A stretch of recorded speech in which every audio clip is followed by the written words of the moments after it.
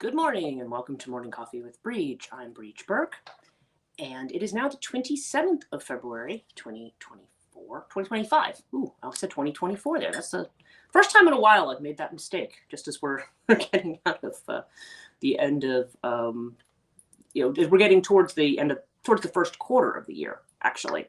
And I see Joanne's already on, and we've said hello, so I'll say hello again. I'm sure other people will be joining as they see things. Yeah, it's and Sam is on. Hello, good morning, Sam. Good morning, good afternoon. Yeah, I was just thinking. Yesterday, I had an interview yesterday with my second interview with the Tavistock School, and what's interesting about those interviews is that I think they're largely designed. I think they're partially designed. I think they're designed to weed people out. I think is what they do, is they kind of bring certain things up, and they're pretty honest about what they say, but they're just kind of like, oh, but have you thought about this and thought about that, and they bring a lot of this stuff in, because I don't know, and because I think it's just and Kathleen's on, good morning, and Leela's on, good morning to all of you. Yeah, I feel like they kind of do that. So when I come out of the interviews, I wonder why mine comes on and no one here yet. Weird. Yeah, I don't know. It is strange. I never quite know how these things work, but YouTube, I guess if you're subscribed, typically it would show up and say, hey, live stream happening, and you can join the chat anytime beforehand, on YouTube, certainly. So yeah, I just feel like, I feel like it was fine. I mean, I will find out what their decision is, because obviously they, and Suda is on. Good morning, Suda. Yeah, we'll find out what decision the school made. And for right now, I'm just saying, okay, well, just wait and see what kind of decision they make. I'm not necessarily expecting anything negative, but the bottom line is I just don't know. You never know with those interviews, how you're perceived by people, what they are looking for. So, I mean, I don't know. I don't have a bad feeling about it, but I am interested. At the moment, we had it. It's the... So at the moment we had, yeah, it was kind of like, I was supposed to be a 5 a.m. interview. And then apparently there was a mix up on the time. The person it was scheduled for 5, and somehow she had it down as something else. So we ended up doing it at 6. So I was like, well, I was up an extra hour, but I got up really early. I meditated yesterday and everything. So, it was fine. So yeah, so we had that yesterday, and I feel like, I don't know, that was, there's always kind of exhausting to go through things like that, even though it's not, I mean, they're not asking difficult questions, but, by the end of it, you're just kind of like, okay. So, yeah, and I did the live stream on Katonia at noon. Started coughing like crazy at the end of it, my allergies. I guess the positive to that is that this is a sign of spring. So I think spring is coming, and, all of the nasal, post-nasal drip and all that kind of stuff comes along with it too, which is kind of annoying. But so hopefully I won't start coughing in the middle of this live stream, but we'll see how it goes. So, okay. So last night was interesting, and this morning's interesting too, because I have this strong feeling, before I even came on the live stream, I was up, like I said, did my morning meditations, did my stuff, and, I usually start by asking my questions. And I feel like Azrael very strongly has a message that he wants to give on this live stream. Now, I don't feel like that's something I have any control over. Like, if he wants to come through and say something, he will.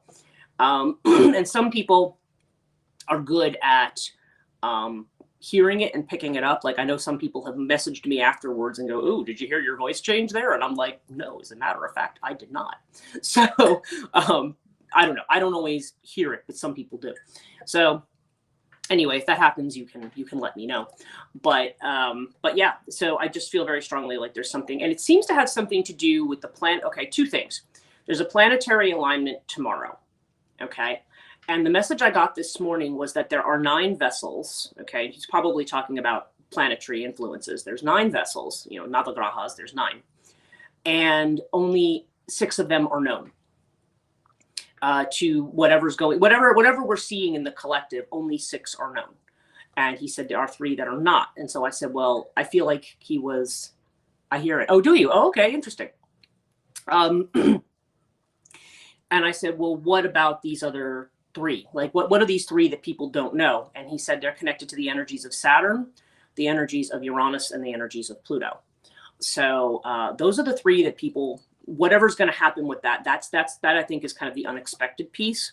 The fact that he is coming through suggests to me that there's going to be big changes.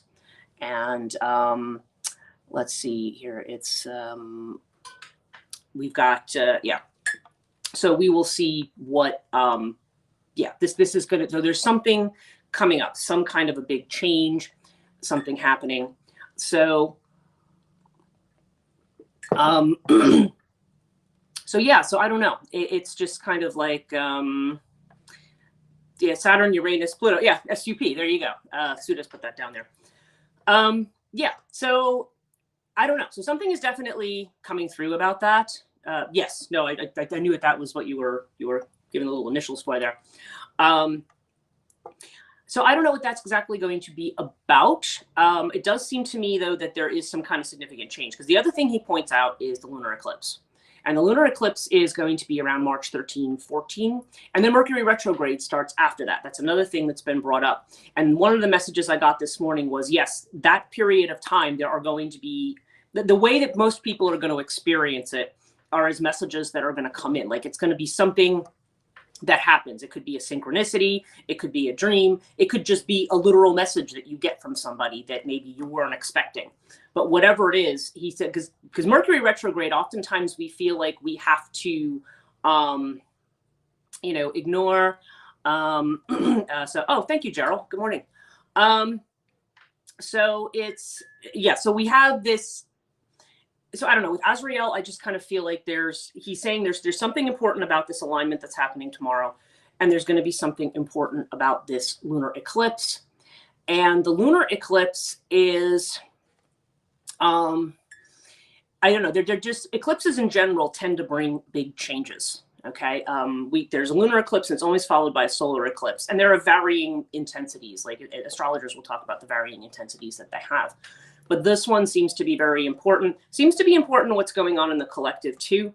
I feel like what's going on in government and things like that, like the kinds of stuff that have people in upheaval now, like for whatever reason, that's going to bring in a lot of, you know, like, I don't know, it's good. There's going to be a lot of sudden change, a lot of sudden messages, things that are coming in. So, and that's going to affect everybody in a different way. Now, the two areas that he said this eclipse were going to affect, he mentions the 4th and the 5th house specifically.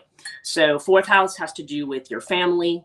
It has to do with ancestry, has to do with the mother energy. It's connected to the moon, as we were talking about in yesterday's Katonia live stream. It can also connect Venus to some degree.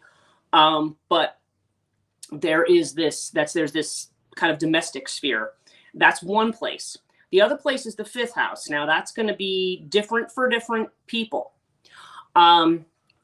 There's the, what you call it? The public sphere is kind of like, it's like, okay, so when we get to the 5th house, that's Leo energy. That's where you're seen.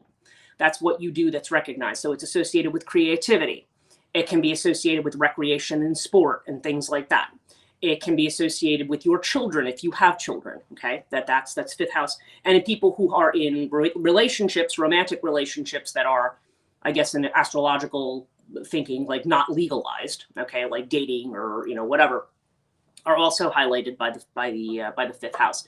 But when we think about Leo energy is solar energy, right? It's the energy of being recognized. And so I don't know. And so it's interesting because one represents the moon, is represented by the moon, and the other is represented by the sun. So it does make me wonder if it's like the set of eclipses that are going to affect the 4th and 5th house. Wonder where my kite will sail into. Yeah, Joanne's another one with a kite formation in her chart, so she's always thinking about that. Yeah, the kite formations can create tensions. So it's because it's usually a series of oppositions that kind of go together, and where they're pointing is generally what you want to look at. But yeah, so there's something that seems to be going on with that. Now, the other topic that was on my mind today has a lot to do with security. Okay, has to do with being secure. And I think I was thinking about this too, and with respect to, I've been reading a lot, but rereading a lot of object relations theory and so forth, just mainly because I want to refresh myself, thinking that this may be the kind of work I'm going into, potentially, we'll see. But if that happens, I just kind of was like, you know, I was thinking a lot about the work of Winnicott, and he writes a lot about something that they call the transitional object. He writes a lot about children. He has a book called Playing in Reality.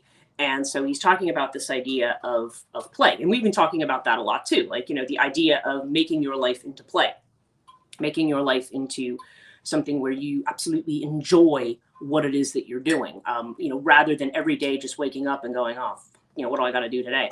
And I know that we all have days like that.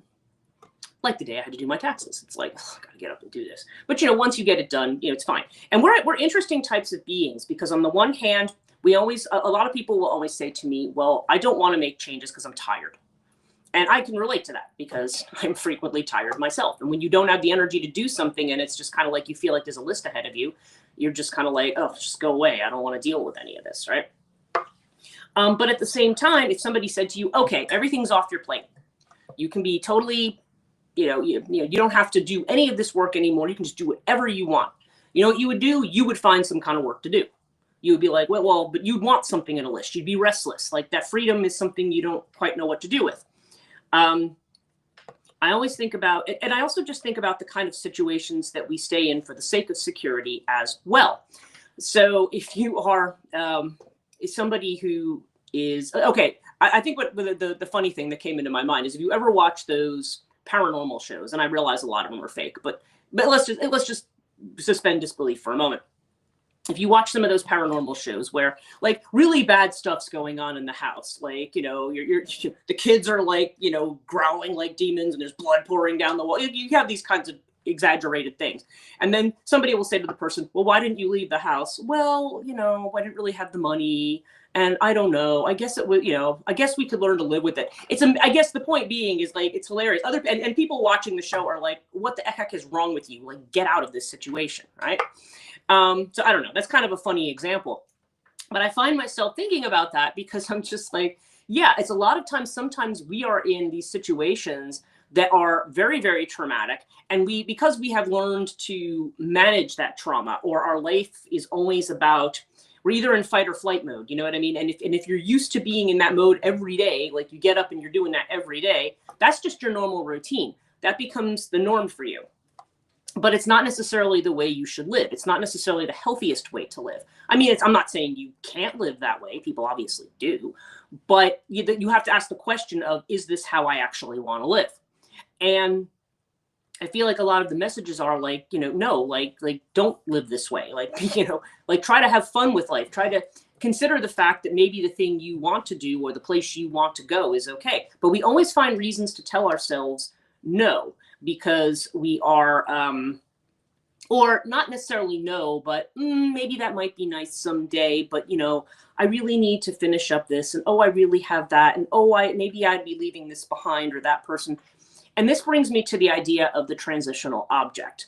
Now, in object relations theory, there's their idea, this is often talked about with children. And if you want to get totally Freudian about it, the transitional object, they will say, is, Freud would say, was the substitute for the breast, right? You know, yeah, I know this is everything in Freud is like that. But the transitional object, in spite of that, does have a more, to me, that feels more archetypal, which, again, Freudians wouldn't say that. But I think it feels almost like the way in which we relate to that mother archetype, the way in which we feel attached to something, and then the way in which we separate from it.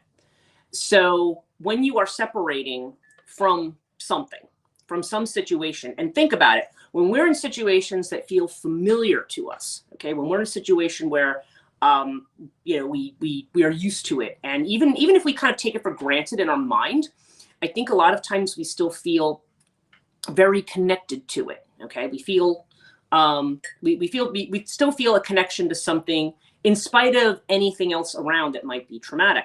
And that the transitional object for me is when we're constantly told that we're clinging to the past. Okay, we always get these cards. We get 5 of Cups and stuff, right? You know, you're clinging to the past. And people are like, what am I clinging to in the past? I don't think I'm clinging to the past.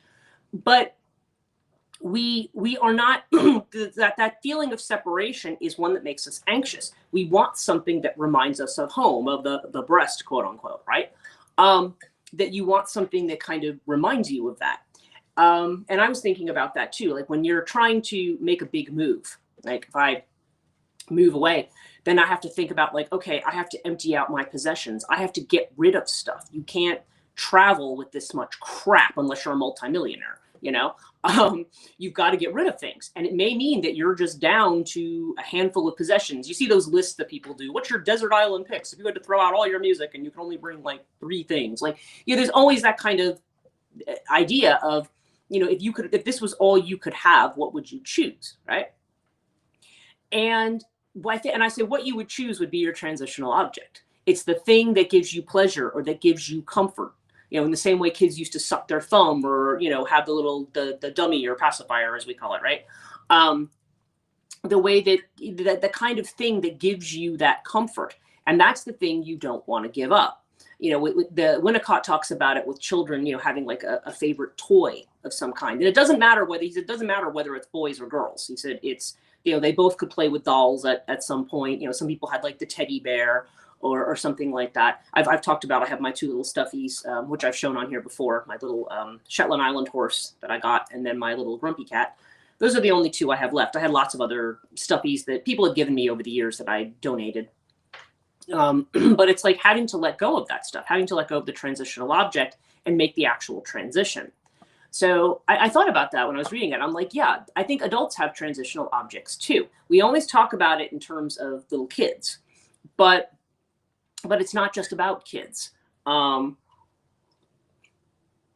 know, it's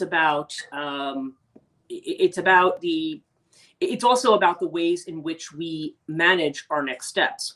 If you ever have dreams where you are somewhere and then say you realize you don't have like your purse or your phone or your laptop or something that we tend to be attached to in our day-to-day lives that we need, you know, I mean, sometimes people don't think of the phone as a necessity, but it kind of is these days. You know, you have to have it to pretty much do everything.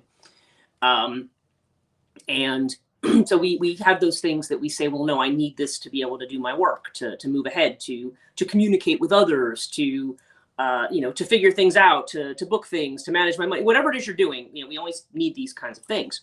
And so if you have a dream where you're saying, okay, I can't find these things, those are kind of the transition anxiety dreams where you're saying, okay, I'm ready to move into this next phase, but I can't,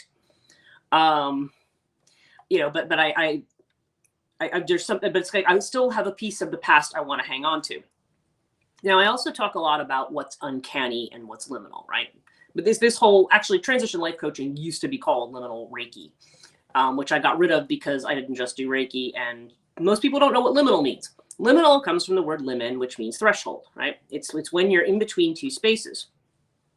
And you know how it is if somebody has the door open and they're just standing there in the doorway and you're just kind of like, okay, are you coming in or are you going out? Like, what are you doing? Like, you know, animals are like that, right? You know, if you have the cat that like wants to be let out and then 5 minutes later it's scratching on the door because it wants to be let back in, you know, kind of back and forth. You're like, make up your mind, where are you? And in fact, in the those are my tarot class, when I've shown you the Mystical Cats Tarot, the 2 of Wands, that's actually the card. It's the cat sitting in front of the open door, trying to make up his mind whether he or she is going in or out. And and that's kind of this energy here. Like, what are we doing?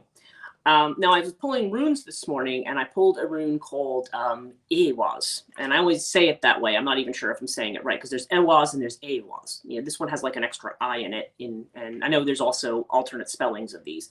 But it was a rune that looks almost like, I don't know, kind of reminded me a little bit of a crane, because it's like a, it's almost like you've got a little jagged thing here, and then it kind of goes up at the bottom. It's almost like you've got two diagonals along this thing. I'm not explaining it very well. But Ewaz is a rune that has to do with defense.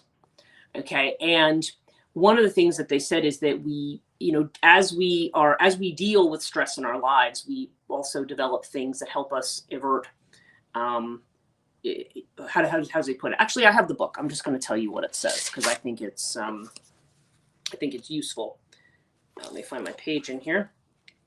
Because sometimes I go back and reread these because it's interesting. So yeah, here's the rune.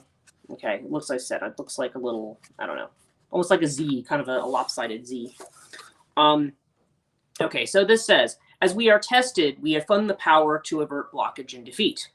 At the same time, we develop in ourselves an aversion to the conduct that creates stress in our lives. If there appears to be an obstacle in your path, consider that even a delay may prove beneficial. Do not be overly eager to press forward. This is not a time or situation where you can make your influence felt. Patience is the counsel Ehwaz offers. Nothing hectic, no acting needy, no lusting after a desired outcome. This speaks to the difficulties that arise at the beginning of a new life. Often it announces a time of waiting, for a spring to fill up with water, for fruit to ripen on the bough. Perseverance and foresight are called for here. The ability to foresee consequences before you act is a mark of a profound person. Avert anticipated difficulties through right action, the rune says. And even more than we are doers, we are deciders. Once the decision is clear, the doing becomes effortless. Okay. So that I thought was an interesting rune when we're talking about thresholds here. Once the decision is clear, the doing is effortless. Now, sometimes we have to wait to do things, but once we've made the decision, we've chosen a direction. And it can be very, very hard, though, when we are about to embark on something new, even if we have all the clarity in the world that tells us, yes, this is right. This is the right path. We have that epiphany moment where, like, I feel great about this, you know, oh, I feel really good, you know. You know, you feel really great about something, but then it's like to try to move on it. It's just kind of like, okay, well, that's when we procrastinate. Like, okay, I'll get to that, you know, yeah, eventually. And at some point, it's just like, you've just got to make the decision to go for what it is that you're going to go for. Well, in my tarot group pulled that same card for today's same message. Oh, interesting. Yeah, there's this sense here that you've just kind of got to go for it. And I don't know. I feel like I know that the energies of this particular week, certainly with Mars having gone direct, and then when you have the power of all those planets all lined up in the sky, which tomorrow night, if it's clear, you can actually see it starting from the western horizon, kind of going over to the east. You'll have like Mercury, Venus, kind of, and maybe even Saturn down here. And then you're going to have like, well, Venus is kind of here, and then Jupiter's up here. I've seen some of it in the sky, but then they're going to actually all be lined up. And that particular alignment, and we do have a new moon tonight as well. New moon start is at 7:52 Eastern, I think is what they said. I could have that a little bit wrong. But yeah, there's some kind of a very significant new beginning that's going on here. And the thing is, we just kind of have to decide what to do. But sometimes we have to wait for the universe to act too. It's kind of like, okay, once you make making the decision is half the battle here to make that move and to move ahead. And sometimes we do take transitional objects with us from the past. We're not good at just walking blind into totally new situations. And we want to feel like we are, I don't know, like we had something familiar. This is where I was getting to with the liminal and the uncanny, something I talk about a lot.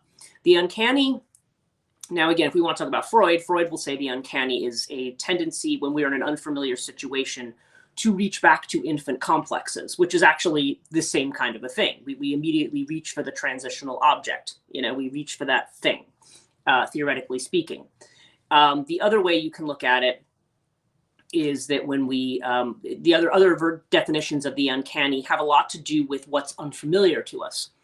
And it has to do with Heimlich and Unheimlich, which actually mean almost the same thing, because Heimlich is what is homey, domestic, and familiar. Unheimlich is what, not only it's not just what's foreign and unfamiliar, but what is familiar, but we don't want other people to see. It's kind of like, it's an interesting, Freud does have a whole essay on this, which is quite interesting. But the thing is, the whole feeling of the uncanny, think about it, like when you're in your own home with your own space, with your own stuff, even if there's people around you that annoy you, even if it's like even if your job is like, you know, I don't know, you go to your job and you always know there's that one guy or whatever who's annoying, whatever it is, you may be in a situation where not everything is exactly the way you would like it to be, but it is familiar and you have encountered the situation and you know how you choose to respond to it, right? When you get put in a totally new situation and you don't know what to do, that's where we're kind of like, we're looking around for the familiar thing. We're looking around for the thing we can grab onto that looks familiar, some kind of a guidepost or sign. I say, oh, okay, that's the thing. Some people really have a hard time with that kind of transition. It's almost like you've just thrown them into the ocean during a hurricane, and they're like looking for something desperately to grab onto, you know?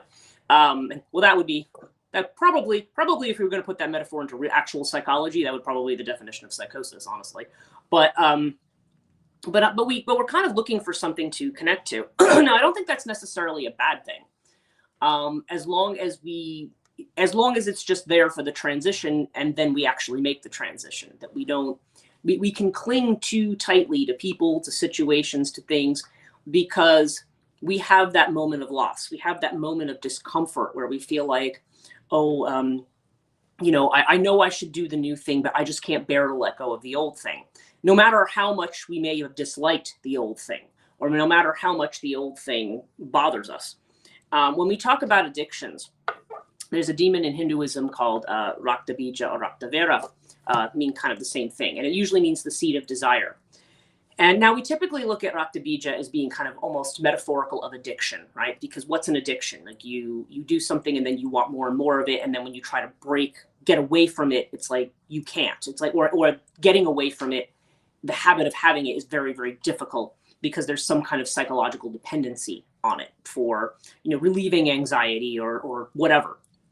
I think one of the reasons I think alcohol is a big one for people, you can go back to the oral fixation that we have, or eating, we're always doing something, consuming something to kind of make that unsettled feeling kind of feel better, right? And again, I'm not actually saying that these things are all bad. I mean, when they start to get to a point that they become a problem, when they start to create obstacles in your life, then that's when you're like, okay, then now this is a problem, and now you need to think about what you're going to do to let go of it.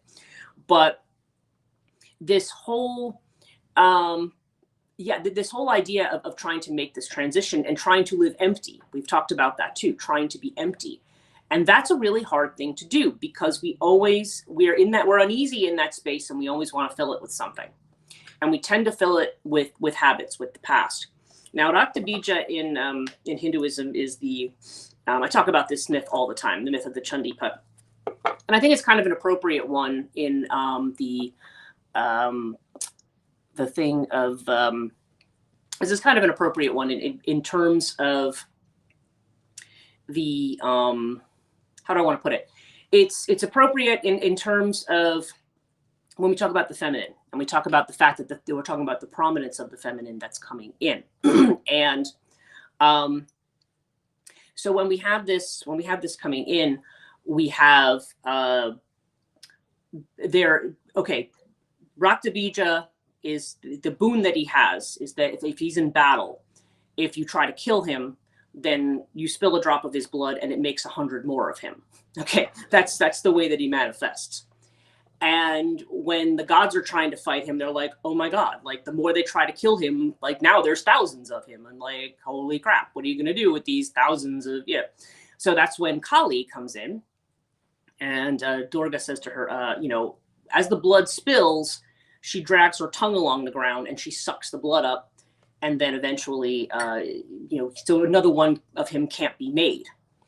And then eventually she dries all the blood up and there's no more of him. So this is why Kali is often associated. That's why she also has the severed heads. It's the things that the mind feels that it needs, because there's this anxiety about where we are and about what we're doing, right? And so so we have this kind of a thing going on where we have these kinds of how am I want to put this? It's like we have these things that we are attached to. They're things that we think we need. They're things that bring us pleasure. And I think it's important to remember that there's nothing wrong with having pleasure. There's nothing wrong with playing. There's nothing wrong with enjoying the things of the world. That is something I will always say. I will never tell people there's some people who feel that they need to deal with it by saying, well, now you got to avoid everything. You've got to give up everything in the world and renounce everything. And you're living in the world. You're not going to give up and renounce everything. I mean, unless that's a specific kind of lifestyle you choose, I don't see the necessity of that. Like, it's not necessary for spiritual advancement. It's not necessary for that. But some people want that. But as the Buddha had pointed out, aestheticism can also be a kind of desire. You know, some people can really get off on denying themselves things. You know, like it becomes kind of a hook in and of itself. So that is something else. I mean, not only it's too much and too little, right? We've talked about the general shumba ni shumba, the battle between too much and too little. And so yeah, so we kind of have to find that kind of middle place here with things. So let me start our reading for today. I don't know. I was just thinking about this particularly around our ideas of security and the fact that clearly there is something going on that isn't ending. There's going to be a change, and it's going to manifest differently for everybody. Like I said, Azrael was pointing out the 4th and 5th houses in particular, and I said, and he also said, who is going to affect their 4th house and who is their 5th house? It's going to vary. Everybody's life circumstance is different. Your own set of challenges are different, so it's going to affect you in different ways. But he's not talking about it again. We're not talking about change as a negative here. We often perceive change as a negative because we don't want to, there's that thing we don't want to let go of. We don't want it to be taken away from us because we do feel a kind of attachment to it. Now, when it comes to stuff, think about all the stuff that you keep in your house. I thought about that too. I was going through books and I'm like, oh, wow, I remember this book. I really liked this book, and that. And I'm like, when's the last time I read it? Like what, 15 years ago? Like, how much do I actually need it? When we think about it, it's like we take for granted that it's there. And then when it's gone, then we're like, we feel kind of lost. But the reality is we never really did much with it when it was there, So I don't know. Some interesting thoughts about the idea of security and why we tend to cling to the past. I think that seems to be kind of the central message that I'm getting. Why do we cling to the past? And as I was reading more about transitional objects, I was like, yeah, even though you may or may not like Freud's conceptualization of it, but there is something to the idea that we want something. It could be a person, it could be an actual object, it could be a ritual or a routine, something that we hang on to that makes us feel because we want to feel at home wherever we are. The idea is that being at home is something, you feel at home wherever you are. And that's the harder thing to do. Being at home is more of a state that we carry with us rather than being attached to a particular place. So our central card for today is exhaustion, the 9 of Wands. Yeah. Safe and unnatural routines, the things that we kind of keep ourselves in and we do over and over and over again because we feel we need to. Now, if you look at this, there's the guy here with kind of like the machine gun, and he just looks tired. It's like he's all surrounded by machinery and robots, interestingly.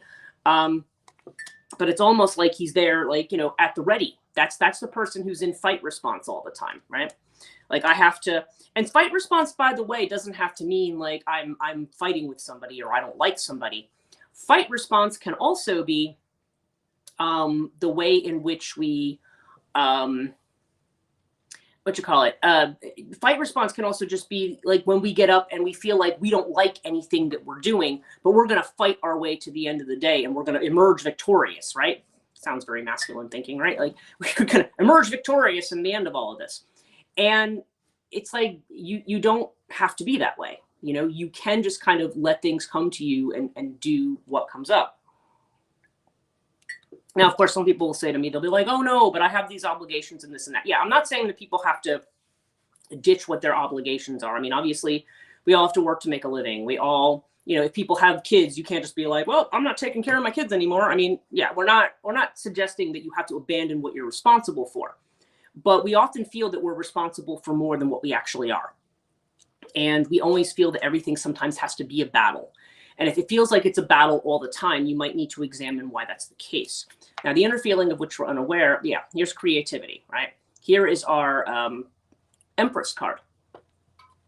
And the Empress is, creativity. This is about what we are trying to make in this world, what we are trying to create. The idea of play. The idea of what new seeds can you sow? This is definitely one of the things I have seen regarding this week is that we are in a time of planting new seeds. This week especially has been very, very good for that. Like whatever efforts you do, plant the seeds for the future. You may not see the results right now, but you will see where things end up. So yeah, so internally there's, you know, and of course it's interesting, we're talking about the 4th and 5th house. This has to do with mother energy, right? Mother, we think of the Empress as dealing with mother and children. And again, it doesn't have to literally deal with that. But, you know, 5th house, what are we creating, right? What are we creating here? So there's something here about this, and Empress energy is Taurus energy too, okay? Taurus energy, Venus energy, you know, and as we know, Taurus is also connected to Libra and to the 2nd house as well. Well, sorry, Venus is connected to the 2nd and the 7th house. Taurus is also connected to the 2nd house, which is what we value, what luxuries we have, what items we keep, right? And I feel like there's a sense of changing our relationship. And we've been talking about changing our relationship to stuff. So it's interesting. The external feeling of which we're aware is the 2 of Pentacles. Okay, so this is the moment-to-moment card.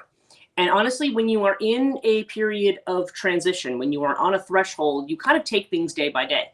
You know, you get up every day and just say, okay, what is today going to bring? And with moment to moment, you have the guy here who's walking on stones. He's stepping from one stone to the next. You know, you walk along one stone at a time, and you don't run too fast because you'll, you know, fall into the water, right? But it's idea of keeping your balance when you're doing a lot of things. And we're aware that we may be juggling more than one thing, and maybe we have to make a decision about what we're actually going to juggle, right? So yeah, and here we go. Here's our advice card. We have the 6 of Cups, which is the dream card. 6 of Cups has to do with childhood, with the past, with the thing that we're hanging on to. Like I was just saying about, you know, it's not often that Freud actually feels applicable, but, you know, this idea that we're clinging to something that in the way in a child, if we go into an unfamiliar place, we might want our stuffy or whatever, you know, it's that same, there's a similarity to that. And Alan Watts had said at one point, he had talked about when we want things. He says, you know, when you're a kid, like you want candy bars or whatever, you know, he says, and then as you get older, we think that we want, you know, more sophisticated things. You know, I want to have a house. I want to have a partner. I want to have this car. I want to have, you know, have this kind of position or this much money. He says, or if you're spiritual, like, well, I want to attain this spiritually. I want to be enlightened. I want to be this. I want to be that. But then you reach a point where you say, that this is, you know, and he says, this is the same thing you wanted when you wanted candy bars. It's just, I want the goodie, whatever this goodie is, whether it's material, whether it's spiritual, I want the goodie. So I feel sometimes like the dream energy is saying, like, this is the thing that we always think that we want, or this is the thing that we need to feel secure. And so we tend to turn back to the past and turn back to the things that make us feel comfortable when we're in a transition. And so, you know, I mean, there needs to be at least an awareness that we can tend to do that. I don't know that it's not always necessarily a bad thing.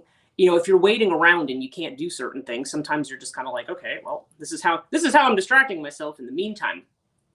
But sometimes, you know, we can pile up distractions because we're not really dealing with the thing, right?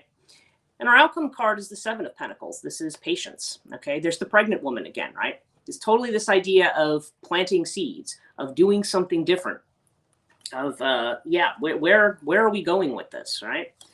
And so, and remember the 7 of, okay, I'm hearing something in my ear right now. 7 of Pentacles to me is also, and you also notice the moon phase is on here too, right? It's the idea that we're coming to an end of the cycle, but we're waiting for it to come. So yeah, there's going to be changes. There's going to be action to be taken, but we need to we kind of need to wait and see what's coming, and we want to be relaxed and in the moment to respond to it. You know, that's what I think. We want to be aware of ways in which we could be revisiting the past as a means of moving on from it. But a lot of times there is a tendency to want to hang on in places where, you know, and again, it's fine to have something to kind of bring you in transition. But if you're going to, yeah, if you're going to, when you're in transition, but you have to recognize that at some point that also has to go, you know? religiously, Jung would have said, eventually, the deeper you get into spiritual life, eventually even your image of God has to go. Because the image these are just ladders. These are stepping stones. These are things that that take us to the next place and the next level. Now I know we've got 5 minutes, and I felt like I wanted to do the astrology cards. So let's just see what we get here. It may not be more than a reinforcement of that message. Oh, this is interesting. I don't know which one though I want to use. So let's just do. Okay, yeah, this is interesting. All right, so our first card is air element, communicating. Okay, so this has to do with messages coming in, messages that we're receiving, and these are messages about. We have Black Moon Lilith here. Black Moon Lilith. Well, Lilith is the area or the mathematical point in your chart that has to do with where you are in rebellion. Okay, the new normal is what Suda's saying. Yeah, it's Black Moon Lilith is about where we are no longer to come out of transition into the next phase. Yes, exactly, and I think we do that a lot in our life, probably a lot more than we realize. But it just feels like there's a lot of major transitions collectively and individually right now. And Black Moon Lilith often comes up when it's saying, okay, something lurks. We know that something's kind of coming up, right? We kind of see it. We know it's happening. But you know, and then we're kind of like almost on our guard for it. We're aware, but we're not really quite sure how it's going to manifest. That's one aspect of Black Moon Lilith. But the other is sometimes when we like what I was just saying, when we tend to do the same thing over and over again, at what point do we cut bait and say, all right, enough, I'm getting out. I don't care if you know, this person says, oh, but you'll waste your money, or this one says, oh, but that was a good job with benefits. Why did you leave that? Or, oh, but you know, I guess the relationship was okay sometimes. You know, you should have just stayed in it anyway. You know, I mean, whatever it is people are going through, I'm not, you know, it's just, we sometimes have times when we have to say, where are you making excuses for the change? Where do we have that transitional thing of like, well, you know, yeah, I know this is not good for me, but this doesn't, but it feels familiar, and I'm more scared of, you know, you're more scared of the, you know, it's the devil, you know, rather than the one you're not sure you know yet. So Black Moon Lilith, though, is when you're going to make that point of rebellion. Now, what we're not aware of. Now, this actually has to do with the solar eclipse, okay? So we got another eclipse card, okay? There's a lunar one, and then there's a solar one coming up March, like 14th, 13th, 14th. So then the next one should be the 27th, 28th. Solar eclipse, revolution. Like, this is a card of things changing in a big way. And this is what we're not seeing yet. This is what's underneath. This is what we're not seeing yet. And then the water element is sensing. We need to, and it's funny, this has been coming up all week. We got the Rune Laguz earlier this week. Go with the flow. You're not going to understand everything that's going on right now.